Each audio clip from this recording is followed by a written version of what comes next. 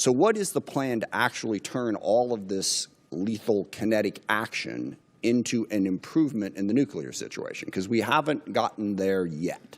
Play it out for us. How does that happen? How does it actually lead to that result?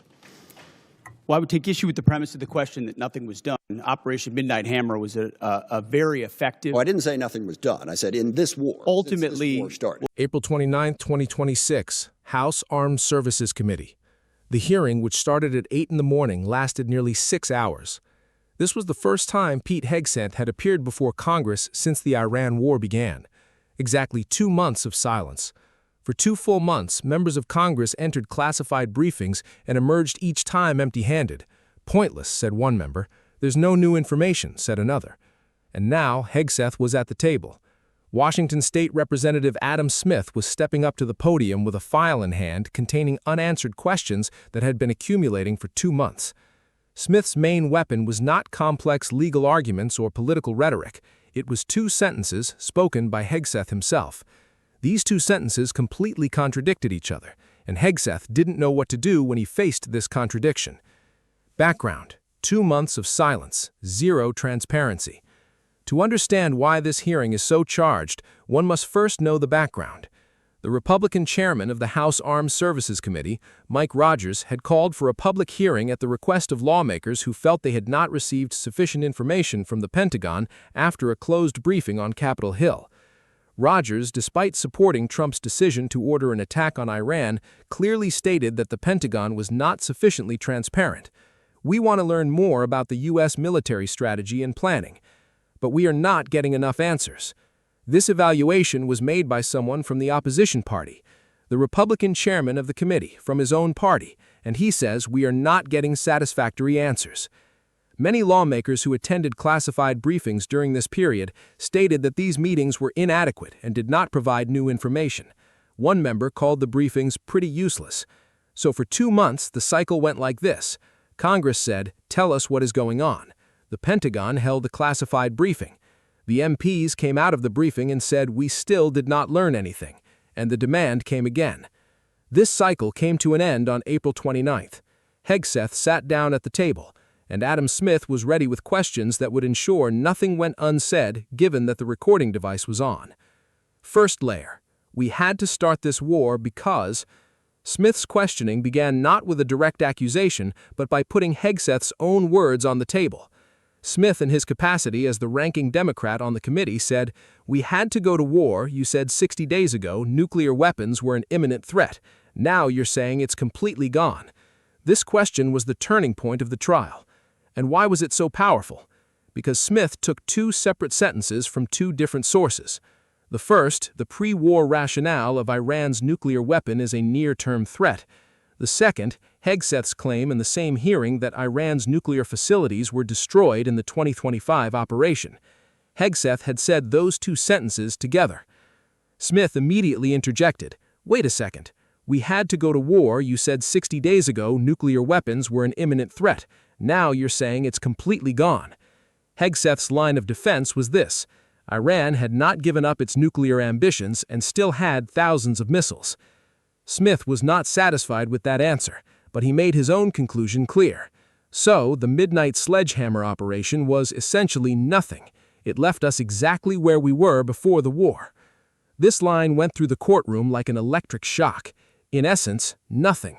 That is, billions of dollars, 13 dead American soldiers, hundreds wounded, a closed strait, and soaring gas prices.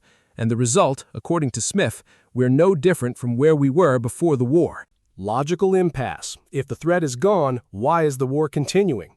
To understand the depth of the logical trap set by Smith, it is enough to place the 2 arguments side by side. Pre-war official narrative. Iran's nuclear weapons capability is an imminent and concrete threat. This threat makes military intervention necessary without waiting for Congress's approval. Hegseth's statement in the hearing. In operations of 2025, Iran's nuclear facilities were bombed and destroyed. If the second sentence is true, it means the justification for the first sentence was already eliminated in 2025. And if the threat was gone by 2025, why was the war started in 2026? Smith summarized this paradox as follows. Iran's nuclear program is in exactly the same state as it was before this war started. Hegseth responded, the facilities were bombed and destroyed, but their ambitions continued, and they were building a conventional shield. Their ambitions continued. This is an impossible justification to prove and define, because theoretically every country can have a desire against anything. At this standard, a legal basis could be established to start a war anywhere in the world at any time. Smith put this logical conundrum on the congressional record, and it was also recorded that Hegseth never truly answered this paradox. Second layer, the 60-day legal clock in the constitutional issue. Smith's emphasis on 60 days signaled not only a strategic inconsistency, but also a legal breaking point. The 1973 War Powers Resolution stipulates that the president can conduct military operations for a maximum of 60 days without congressional approval. The Iran conflict was approaching this limit. The hearing on Wednesday, April 29th, took place right on the cusp of that deadline. April 29th was 60 days since Trump launched a military operation against Iran without congressional approval. This was the threshold under the War Powers Resolution for presidents to generally seek congressional approval or begin withdrawing forces. 60 days, not even a minute more.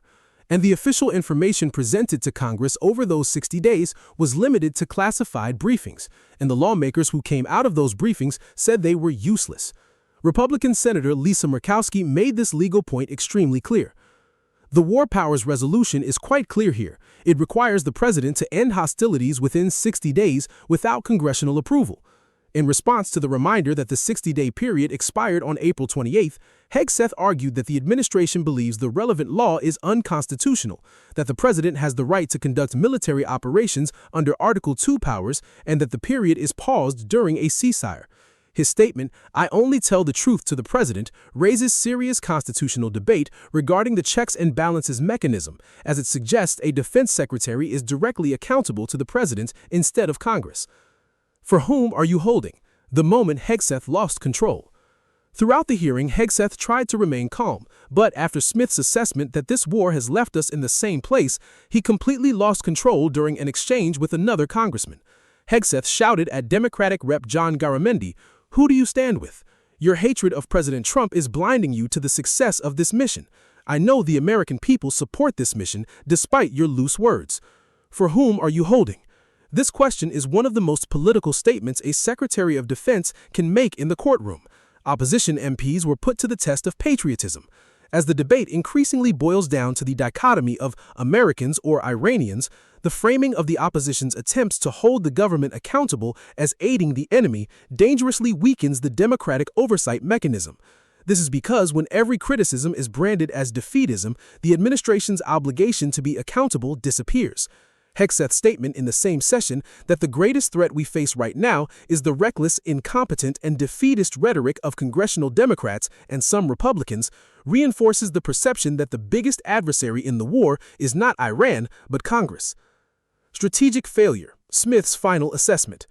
The most comprehensive assessment from Smith during the trial went beyond identifying a single question or contradiction. Smith and his colleagues issued a joint statement on the 60th day of the war. Since its inception, this has been an unauthorized elective war based on a demonstrably false claim of an imminent threat, initiated without congressional approval. And as of today, on the 60th day, there is still no congressional authorization for President Trump's war. This elective war has achieved none of the administration's stated goals, ending Iran's nuclear ambitions, removing its highly enriched uranium, or regime change. None of these happened. Each sentence of this statement reads like a summary of the answers Hegseth could not provide during the hearing. Unauthorized war, it says. Congress's approval was not obtained. He says false threat claim. Facilities were destroyed in 2025, but the same threat was used to start a war in 2026. None of the goals were achieved, he says. Nuclear, regime, uranium. Everything is in its place. Smith continued his statement as follows. This administration can't even reopen the Strait of Hormuz, which was open before it started this war. Trump's war is a failure by every measure. A failure in every respect. This is a harsh assessment, but each item is supported by publicly available data. The strait is still closed. Prices are still high. The regime is still standing. The nuclear program is still controversial. The ineffectiveness of classified briefings. The reason for this hearing's existence was the ineffectiveness of the bi-monthly classified briefings, and this dysfunction pointed to an accountability issue in itself. Many MPs stated that the classified briefings were inadequate and provided very little new information. One member described the briefings as pretty useless. This was making the hearing even more important.